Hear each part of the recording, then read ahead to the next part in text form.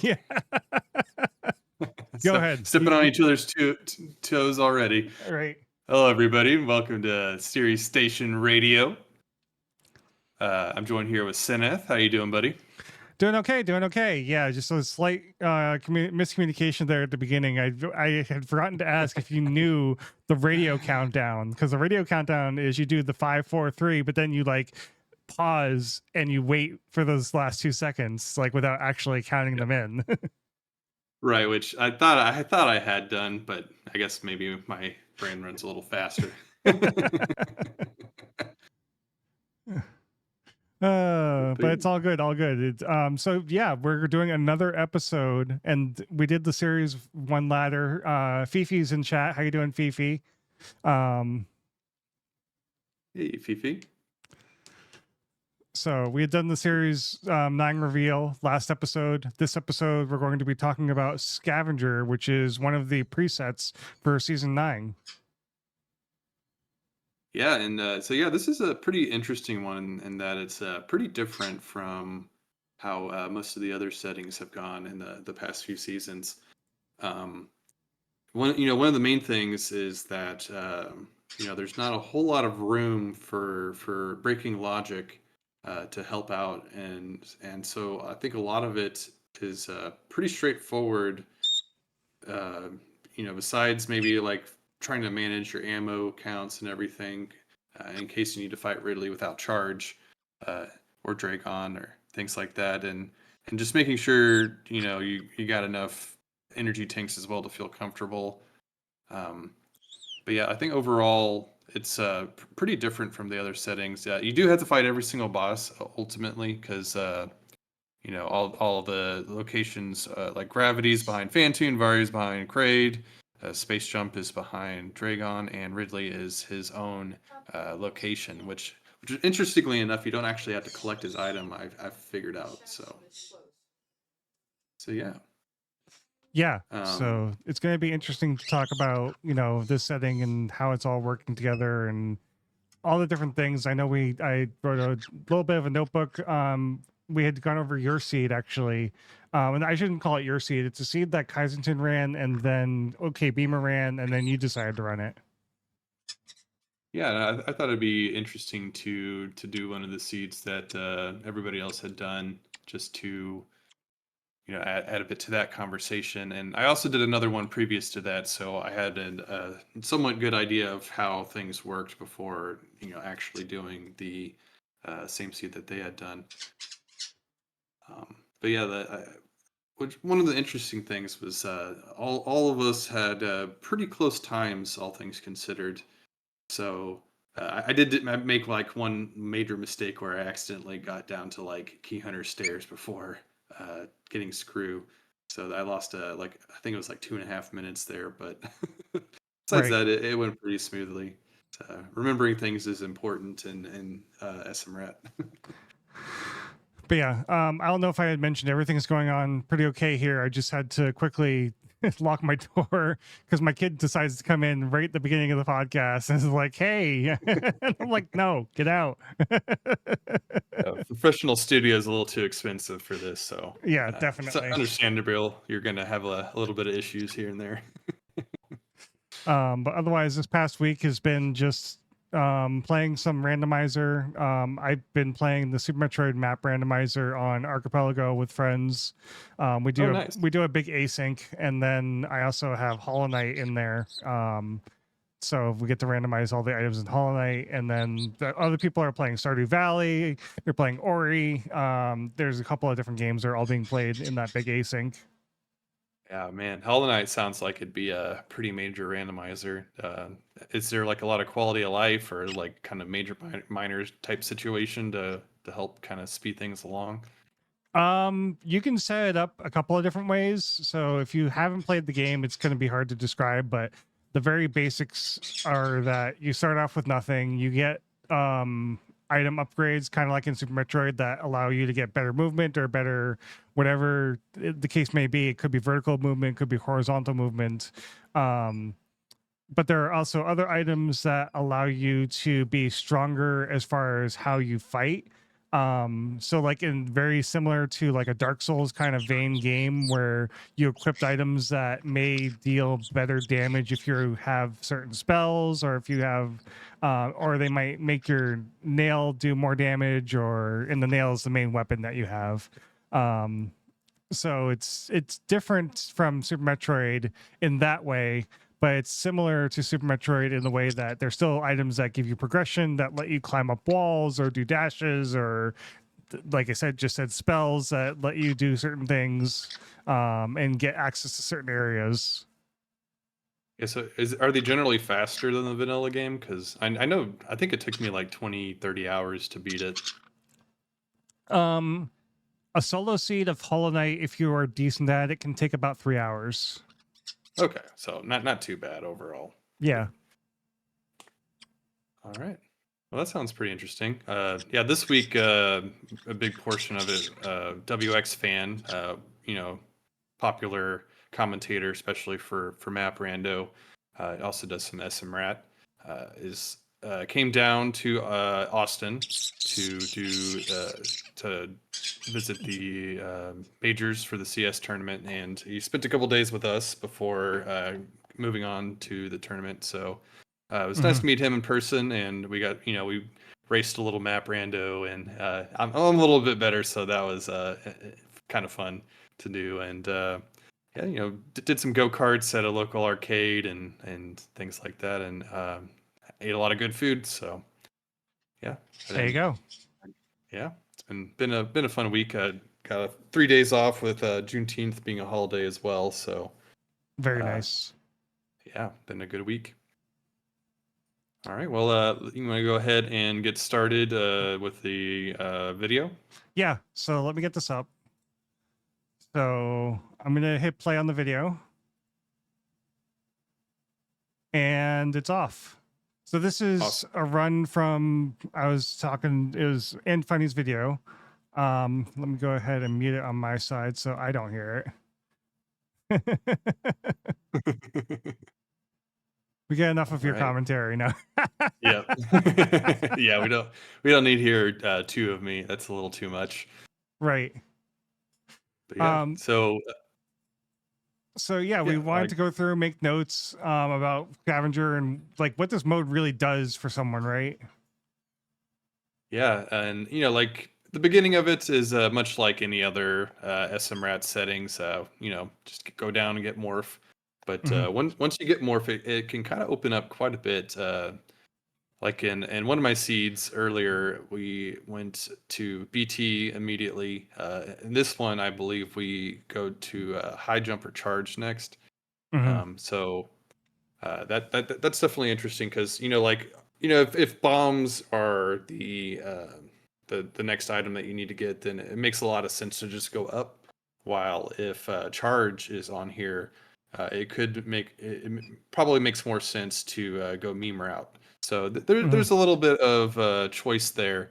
But interestingly enough, after the bomb item in my previous seed, it sent me to high jump, and the only way that you could get to high jump was through meme route because the Spazer locked Pink Bryn, so we couldn't go through there, and Spazer also unlocked Red Tower. So there was a little bit of kind of searching where our next path was after that.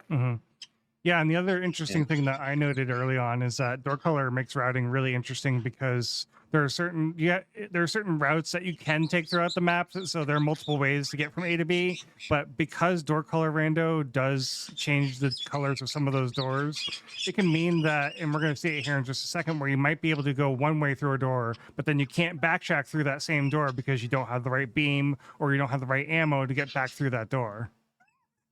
Right. Yeah, and some of those paths can be pretty long. So if it turned out that something was locked, like with charge, we have a pretty good idea that we're going to be able to get it. But if we weren't able to go back through Green Bryn or back through meme route, we would have had to go all the way around through Green Bryn and back to Criteria. So that could definitely open up some interesting little paths. And so we see here that Ice Beam is locking that door. So we're not going to be able to go back through a meme route unless we find that Ice Beam. So yeah, that kind of limits it. So like I feel like with these settings, they're a bit more, constricting. Hmm. Like you have like this one path that you can probably take. Um, so it definitely opens up where like movement becomes more important. And so I picked up those missiles there mainly because Fantoon it definitely helps to have some missiles. But at the same time, if you open up a red door, you have to use missiles. And interestingly enough, it only uses the one missile to open up the door. So you don't need like a ton of missiles. But at the same time, I think you had kind of noted that I only picked up 5, and honestly, that would have been a bad choice if I had not gotten ice and charge later on, Hmm. because ice and charge, does six in plasma does 600 damage, which is the same as 6 missiles. So it ends up being better to use that instead of a normal missile. So it ended up not hurting me too much, but at the same time, if I hadn't have gotten that charge, uh, it would have made the Fantoon fight very slow and difficult. Right. Yeah, because you got to farm the flame drops that Fantoon drops in order to get more ammo to fight him. And you don't want to hit him with supers because he enrages, which can be really bad news if you don't have suits or you don't have screw attack or some combination of. Yeah, and then not to mention it's also really slow. Yeah.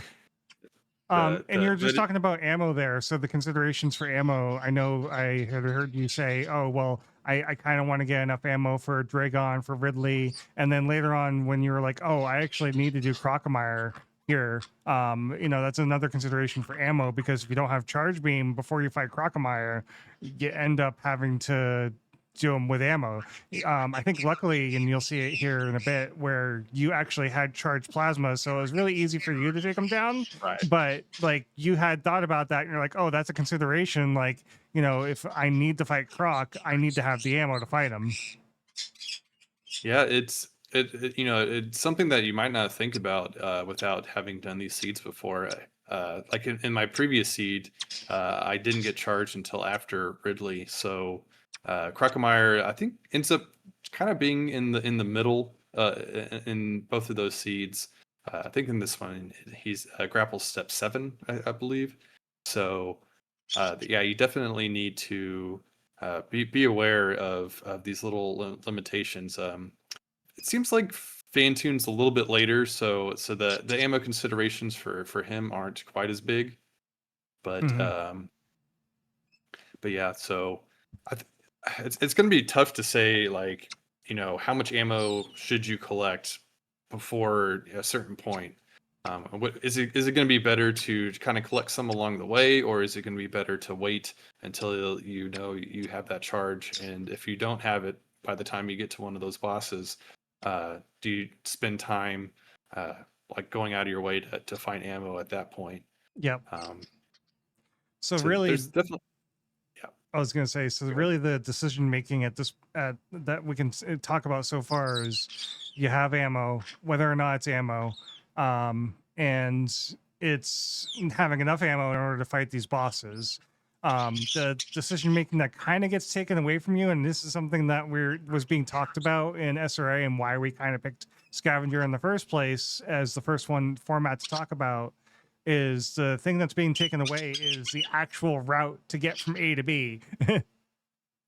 Yeah, and it's all pretty much defined in logic. So it's it's definitely more of a like as Kaizenton pointed out, it's a bit more of a like a speed run tech. Hmm. Like just your ability to move and be comfortable with getting through areas with a certain amount of health. Uh, those are like some of the main things that get shown off here. So that's gonna put some racers at an advantage in these types of seeds.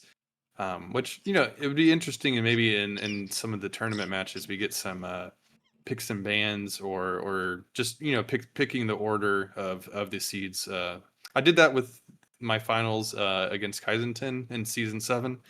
We didn't do it this season, but I think I kind of liked the little bit of strategy because if it gets to game 5, you end up playing through all the settings. But if you end up being able to choose which settings you get, you might give yourself a little bit of an advantage at the beginning, and kind of play off of that momentum. And also, like you're guaranteed to play your strongest settings. So that might be something I kind of lean towards, especially in the 2v2s where it's only best of 3.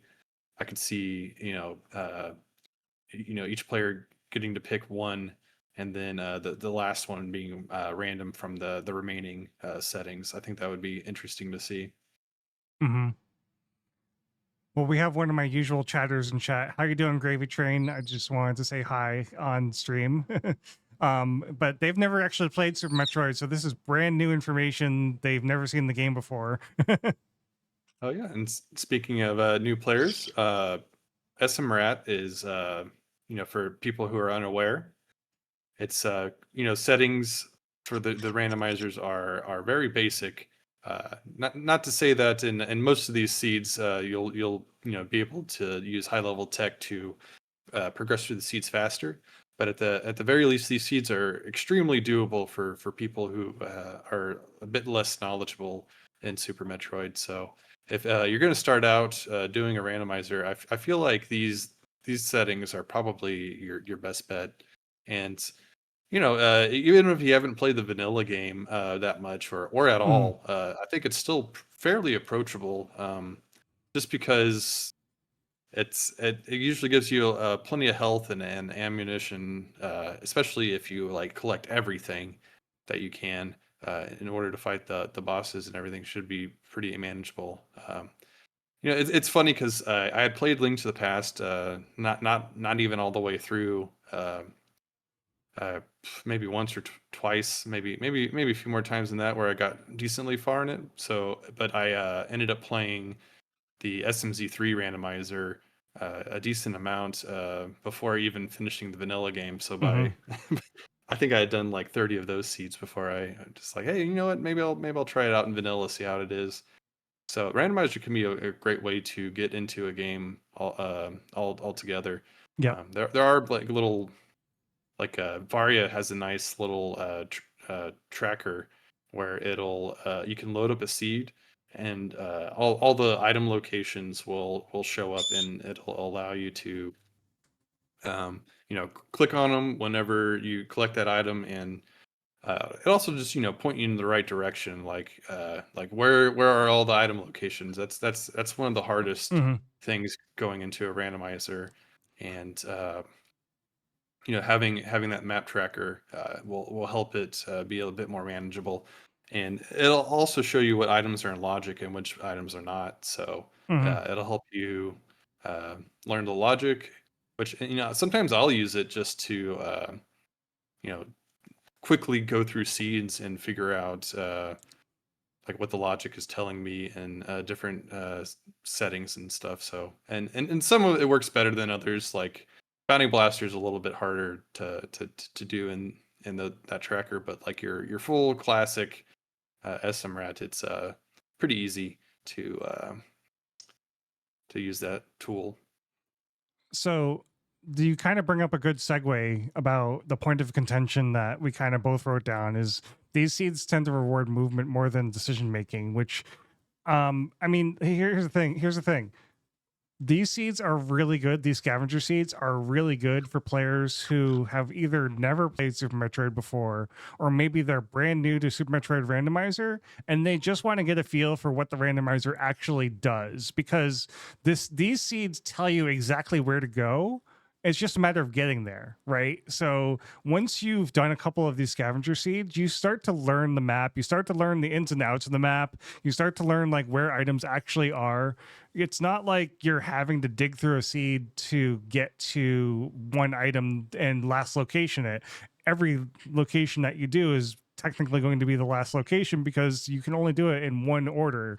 Now, that's also a downside to people who've been playing these randomizers for a very long time is it's very speedrun tech. If you can speedrun the game and you're very good at speedrunning the game, you're probably going to blow away anyone else who doesn't speedrun the game. Yep. And if we see, these players like Diggy Diggy Dang and Break Jake and Beamer, who are all very accomplished runners, do these SM rats more, we're gonna have some tough competition in these settings, because I'd consider myself more of a rando player than anything else, but I do some speed running as well. But Mm-hmm. but yeah, especially if you have charge, you're going to be able to pull out some nice X factors and speed kills on Dragon and things like that.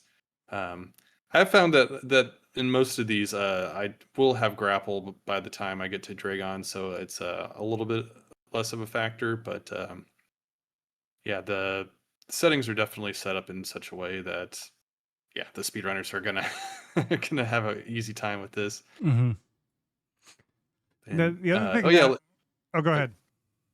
I was just gonna say, so like when it comes to like advanced tech and it kind of benefiting you in these seeds, there's not a whole lot of situations where that is the case. But I wanted to bring up, while we're still close to Croc, that doing the green gate glitch to get to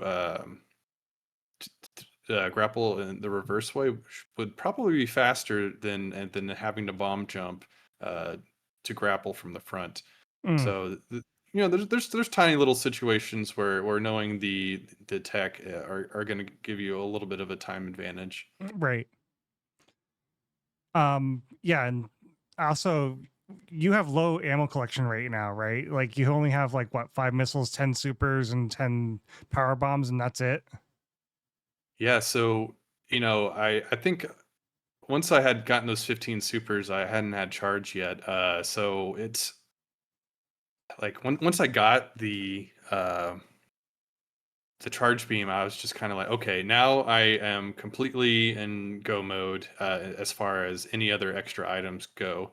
Um, supers might still be kind of helpful against Ridley, if because the beam that I have right now does 450 damage, while each super does 600 against Ridley. So supers could still have a little bit of benefit. And I had gotten those extra power bombs just in case I needed them in lower Norfair, but it ended up not being an issue in this seed. But I could definitely see that coming up. I mean, I feel like by the time you get to lower Norfair, you're probably going to have morph bombs, but it might not be the case. But I think more seeds than not will probably end up with 5 power bombs as well. Hmm. Well, yeah. So, and that also brings in ammo management, right? So you don't have a whole lot. So you have to think about, okay, where do I need to stop and what enemies do I need to kill in order to get ammo back? Right. Yeah, in the seed I played previous to this one, I only had the 5 power bombs, and I ended up going to Upper Norfair, and I only had like 3 power bombs. I think when I Hmm. went down the elevator, and Ice Beam door was a power bomb door, High Jump uh, door was a power bomb door. So I was got a little nervous with my power bomb count at that point, but thankfully I got speed, so I could farm at the Frog Speedway to get some extra power bombs. But yeah, the power bomb management I think is going to be even more important in these, especially since you kind of don't want to spend time picking up that extra pack.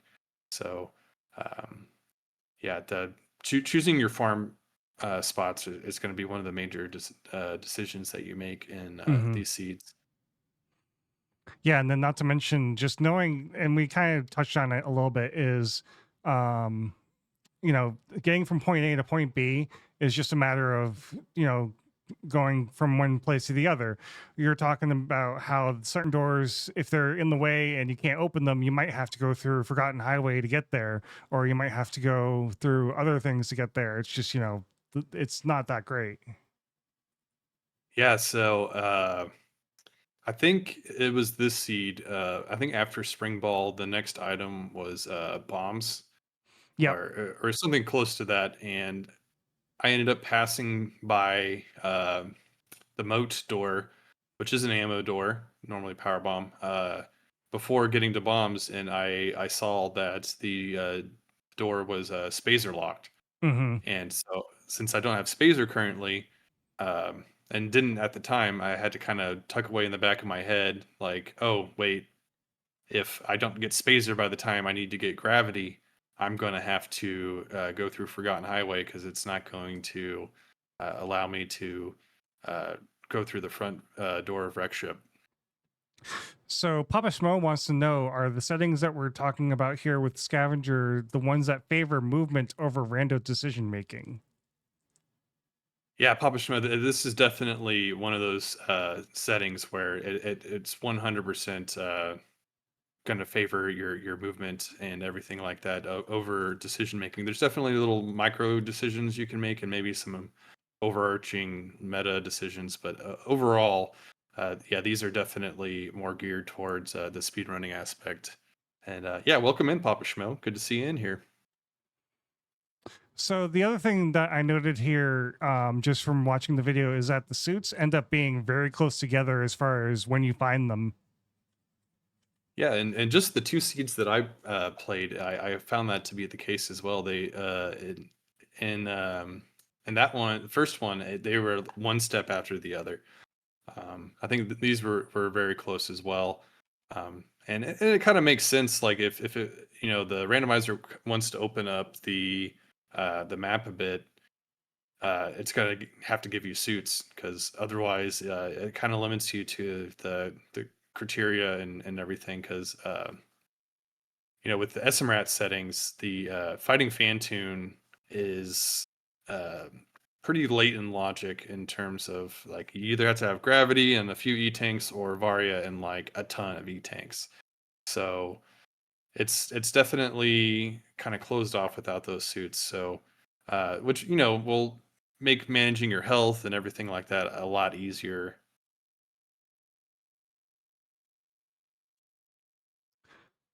All right. So we are welcoming more people into the chat. Rifty Doodles, thank you so much for coming by and hanging out. And you got a nice little gift sub there from Gravy Train. So got lots of people hanging out here.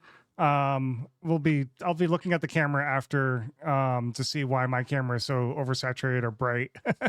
But it's just a VTuber model with a background and some 3D effects, so I gotta just look at it. It's like someone shining a flashlight in your face or something. um so let's see. Oh, so one of the things that you had said during this, and this is a good point to bring it up, is you had power bombs at X-ray, and you had talked about doing Alpha Spark, and trying to figure out like, okay, I should really be using X movement tech. Either it's using Alpha Spark at certain places or a certain place, I should say, because there's only one place to use it, or using a power bomb at X-ray to reset the X-ray room and make getting back out a little bit faster.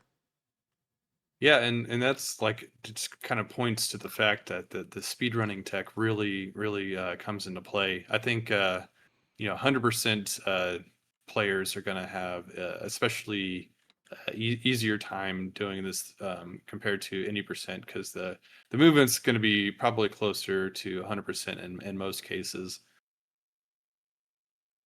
Mm-hmm. Everyone's having fun with my effects. I have some of the things turned off, but like the things that are directly for my VTuber avatar, I can't turn off because it's part of the program. um okay, so the other thing that you kind of mentioned, and I thought this was a really good point in favor for, is the seeds going to be really predictable? And you said you can almost predict the scavenger route. Yeah, there was a few times where I was just like, all right, what does this item open up? It opens up this location, so I bet you the next one is going to be this location. And while that might give you a few extra seconds to kind of think about what you're going to do next. At the same time, I don't know how powerful of a thing that's going to be, because at the end of the day, the randomizer is going to tell you where to go, so you're going to be taking that path anyway. Yeah. But yeah, it is fairly predictable as long as you know the logic of SMRAT. But yeah, I think maybe at the end of the day, it's a good way of kind of planning out your future routes and seeds, or like like how much ammo or energy you decide to pick up. But yeah, I mean, at the end of the day, you're gonna go the minimum that you need in order to get through lower warfare and everything. And I think in both seeds, I got like screw attack and plasma before going to lower warfare, so I think a lot of players that are a bit more experienced are going to end up, only collecting, um, like 1 or 2 tanks and just enough ammo to get through the ammo doors. Mm-hmm. And yeah, it's which that also kind of lends itself to speedrunners who are people that try to minimize the amount of damage they take, and unless it's faster to take some damage. Mm-hmm. So so it'll really, let people utilize those damage boosts if they're really comfortable with dodging other damage sources. The other thing that you kind of brought up at this point too was you felt like there was just a lot of back and forth. It's you have to go all the way back up to Criteria, you have to go all the way down to Norfair, now you have to go all the way back up to Brinstar, now you have to go all the way like, oh, now I have to go to the Spring Yeah. Ball, now I have to go to Speed, now I have to go like Yeah, that one in particular, this set of 3 locations in particular were pretty bad. Like, yeah, Yeah. Spring Ball, Speed, Bombs, and this one, the speed to bombs was like a particularly bad one. But it is interesting, like going up Red Tower here. Like you can see what color door that is there. So I prep up a power bomb here. I did the strat a little slow, but like in the other seed, I had checked what the door was, and it was a beam door, so I didn't open it until I went back down. And I don't know if I had already seen the door at this point, but I kind of think I made a mistake if I hadn't. I didn't check out what the door location was, so I think I kind of get bailed out here by having to go back down Red Tower anyway. Mm-hmm. And I think that's when I took a look at the door. Right. But yeah, and one thing with the door rando is you kind of have to remove some of that muscle memory that you have with the vanilla maps and everything, because like you could see in that previous room, I had super missile selected, and I had to deselect it and shoot it with just my beam. So it was a little bit of a little bit of muscle memory that kind of messed me up for a second, but ended up being fine. Mm-hmm. Yeah, and then this is kind of just a note that I had made, which was scouting items or searching is kind of silly, because even though you can go and look at the item, you can't actually collect it in scavenger settings, or at least these scavenger settings. Yeah, and like I think in like in harder seeds, where there's like a minimum amount of scavenger locations that you need to go to. I guess we haven't even mentioned at this point that in these settings, all 17 locations are required. So you are going to have to go through all the different areas and collect every single item.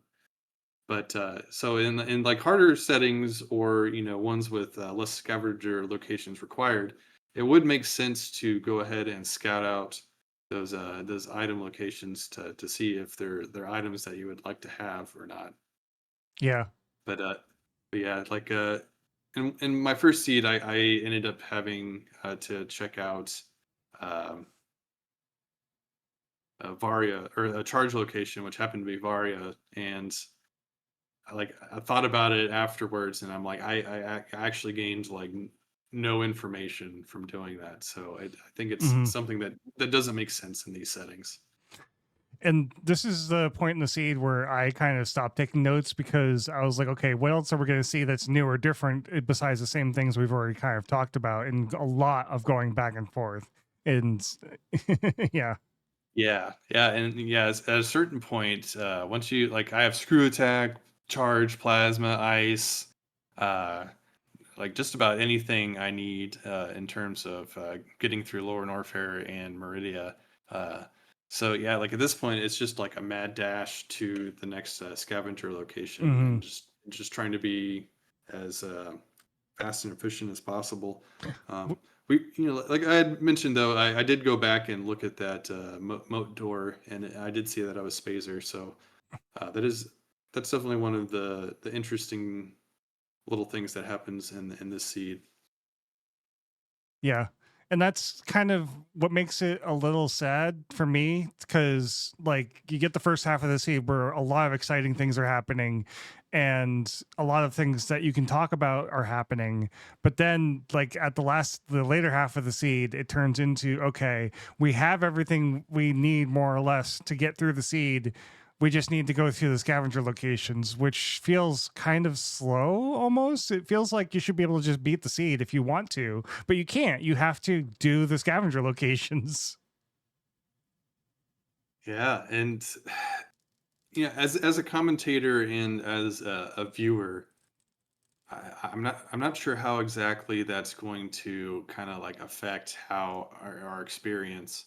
Um, yeah, I'm all three, so I Sure. think I got a pretty wide view of how these affects things. But I think the viewer experience is going to lend itself to where people of speedrunning that want something a little fresher, but aren't necessarily rando connoisseurs.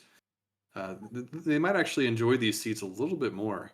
Um, I think personally as a runner as well, and someone who's pretty knowledgeable in these SMRAT settings and everything. It does tend to be a little more stale, I think. Um, Hmm. so I could definitely see people having issues with that, but I think one of the things Ream's going to do this season is kind of keep track of the settings and the number of people that race different settings. So Hmm. it'll be interesting to see which settings this season people are going to decide to play or not. And with it being a ladder, people do have that ability to pick and choose which settings they're actually going to race in order to get those Hmm. ladder points. Well, part of that too is coming from being not being a racer, but knowing that racers, they only have so much time in the day to pick that they want to race on. So, the time that they might be available might be a scavenger seed. And it's like, well, do I race to make sure that I keep my points going, or do I not race because I don't want to do this setting?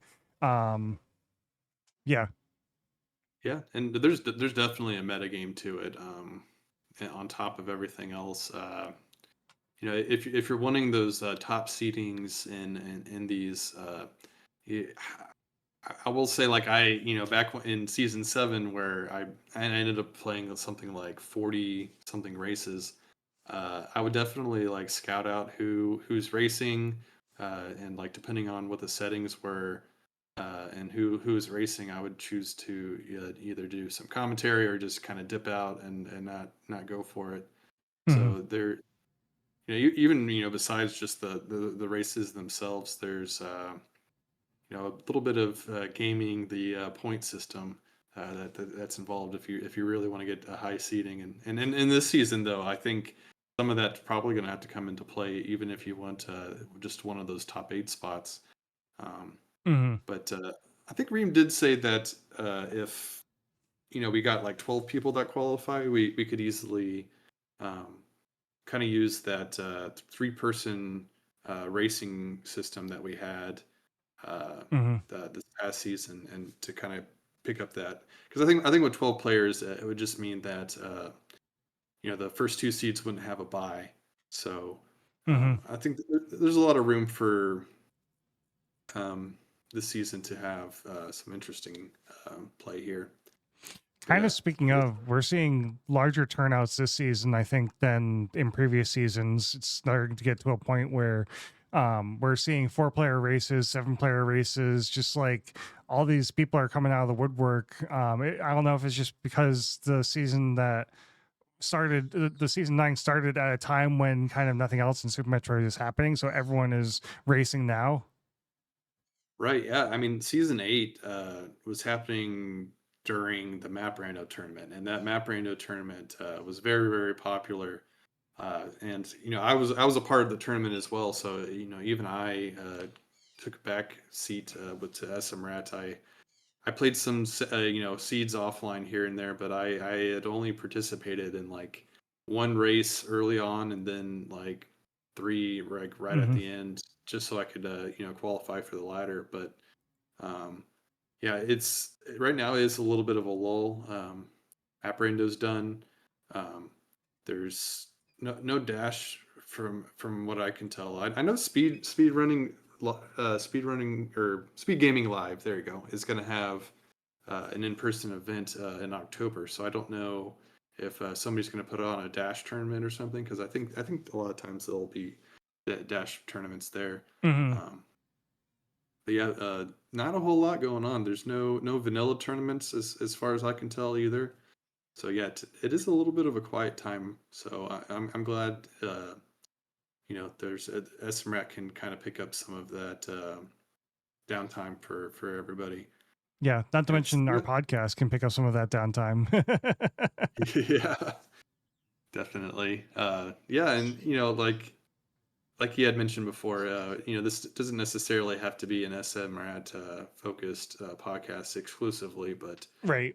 yeah, when Map Rando picks back up, we could definitely start talking more about that again.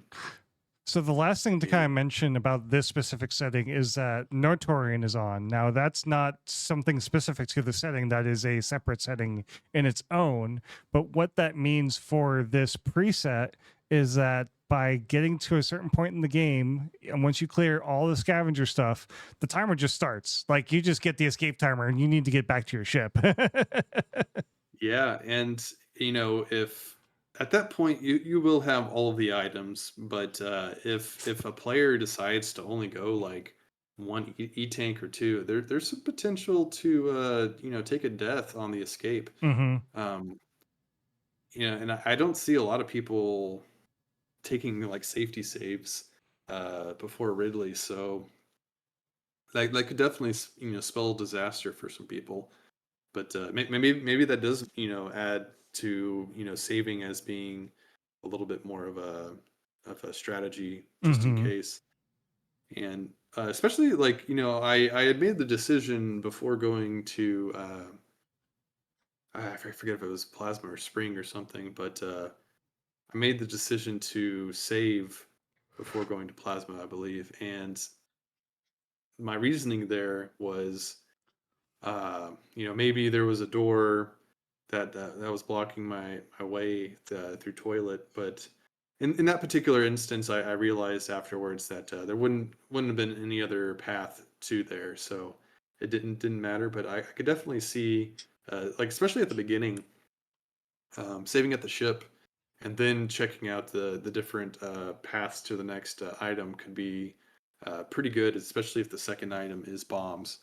Mm-hmm. Like my first seed, um, I ended up, saving at the ship, and I ended up checking um Green Bryn, and I went all the way down and found that the location was locked by Spazer. So I had that nice little pivot save to the ship Mm-hmm. to allow me to go check Moat and Crab Hole, and those were also locked. So then I could reset once again and then finally go down to meme route. So like one thing I find interesting in these SMRATs is and something I kind of carried over from Map Rando is using these pivot saves effectively.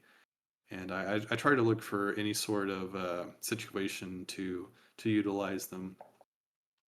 Right. And not only does it give you the option to teleport, but also It gives you a little bit of extra safety. So there's a bit of a dual benefit of taking those saves as well.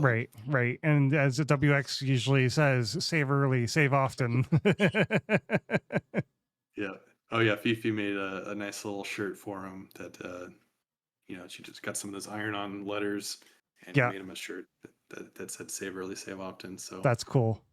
he's repping his slogan at the CS majors.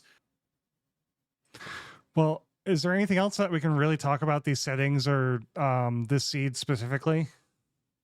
I think we've covered most of what I think about it. I guess one little interesting thing to point out with these door randos is I'm using Spazer currently, but I also have Plasma unlocked.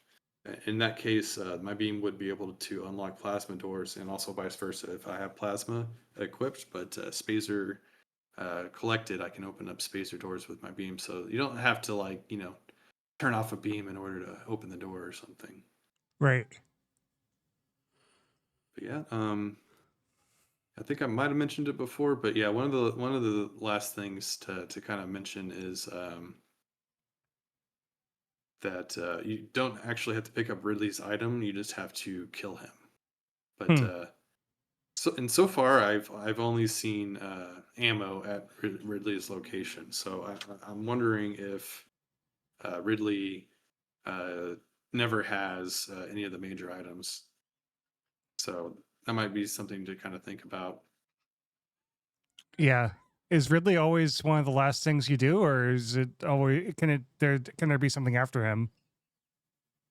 So I had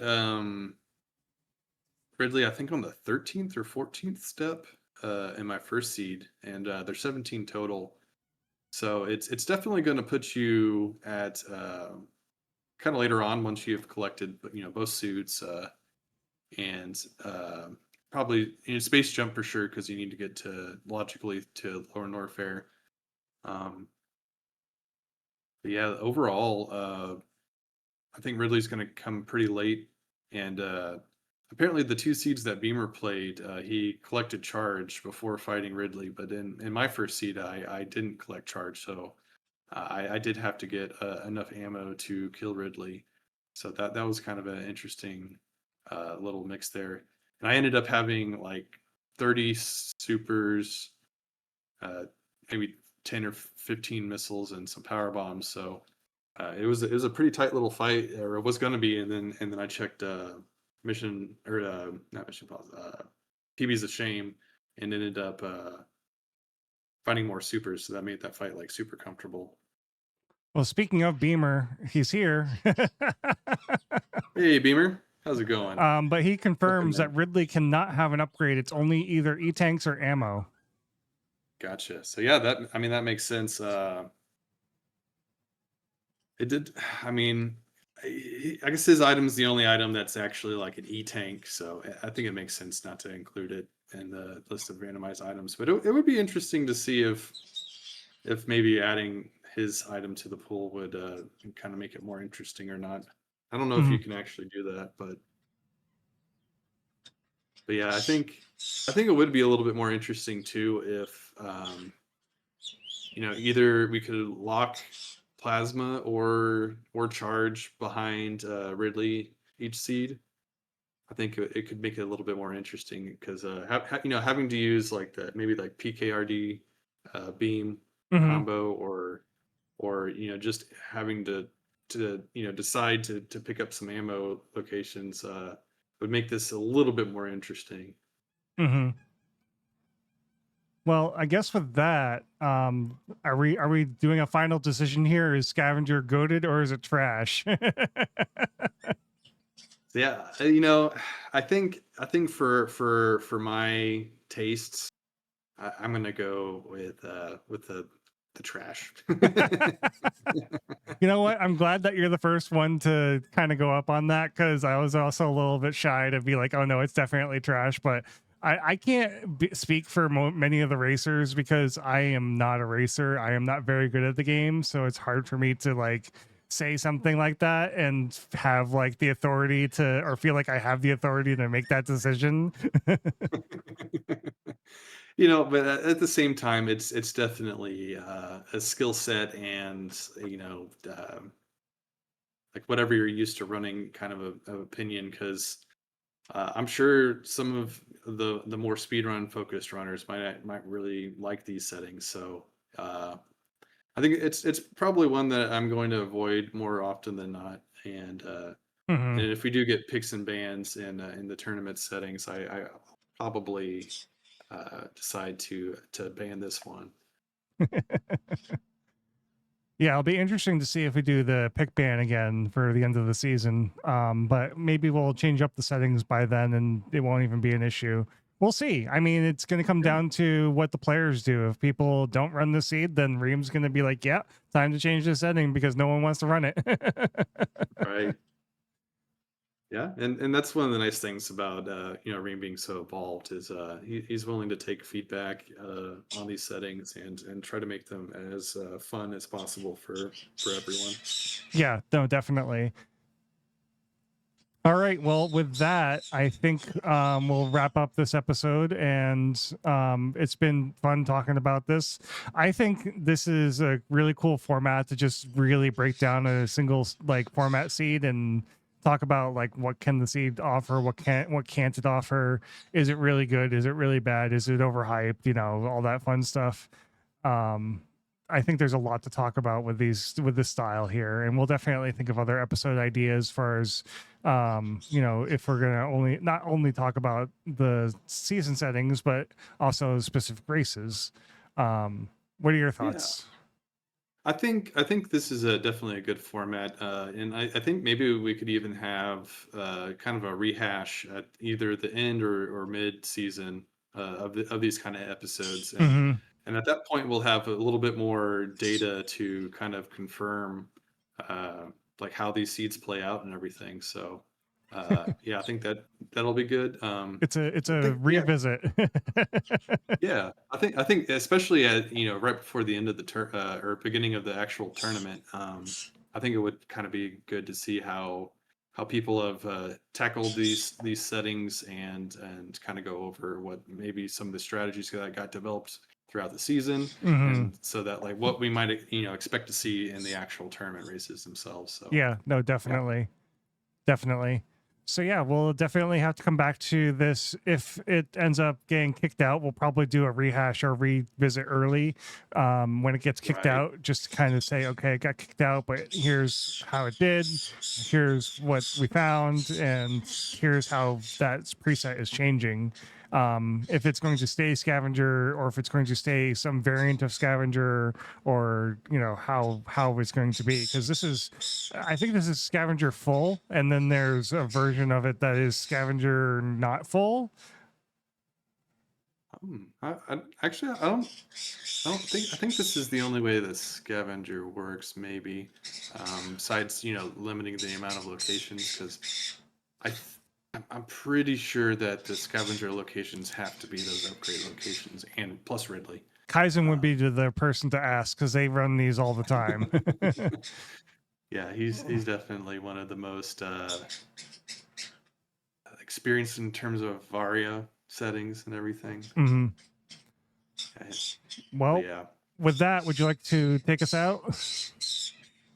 Yeah, well, thanks everybody for tuning in to Ceres Station Radio podcast. We're going to continue doing these settings during the early part of the season, and then like Sinesh said, we'll start going into more specific races or strategies, for different rooms and things like that as the season progresses. But yeah, thanks for tuning in, and we'll see you next time. See you next mission, chat. I'm gonna find someone to raid real quick though, so don't go anywhere quite yet. Who am I raiding? We could raid the other podcast. So Go Mode Podcast is doing their mentor tournament. I did that mentor tournament for Legend of Zelda not too long ago. That was actually a couple years ago, so it was long ago, but still. Go Mode Podcast is kind of what I got the idea from, so I kind of want to go raid them. Give me a second to do that, and then yeah.